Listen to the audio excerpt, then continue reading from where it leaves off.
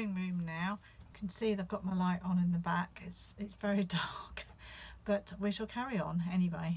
Sometimes when it's weather like this, particularly on a Scottish island, it's kind of nice to be inside and sewing. So I was going to show you what's on my work table and just talk you through a little bit about what I'm doing. So I'll pop the camera around and you can see what you think. Some of you will have done this with us. This was my very first snippet roll that I did with Charlotte from Ribble Recycle. I didn't think I'd like it because I just saw them on Pinterest and thought they were quite flouncy. Beautiful, but not really my style.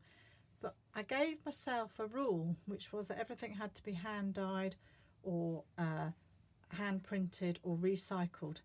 And I just made it up as I went along, and I just used it as a way to record some of my favourite little snippets. I so enjoyed it. I found it quite immersive and slow, and I think there's a place for that when you don't have to think too much. So I've started a new one today as part of this Call of the Island project that I'm doing. It's not as long as the other one, it's quite small really, quite contained, and I'm doing it on a buckle this time, a little vintage buckle which I really loved. And I'm looking at the 4 landscapes, so mountains, moorlands, forest and the sea. So these 3 are gel printed and this one is hand painted with the salt diffusion technique. Not very big, that's as far as I've got with it. I've just stitched it onto a piece of hand dyed backing cloth. I like the raw edges, I shall neaten them up a bit, but I don't know what I'm going to do.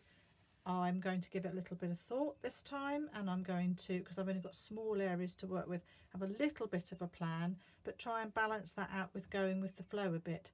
So it has to fit when it's finished and rolled in these little boxes. I've got 20 boxes, 20 projects. It'll take as long as it takes, and each box has to contain its own little work of art based on the island and the landscape, the 4 particular landscapes that I'm focusing on. So I'll keep you posted how I get on. Of course, I've made a little book to record my ideas in. You know what I'm like with books. So we'll see how I get on, and next time you see it, hopefully there'll be some stitching on it.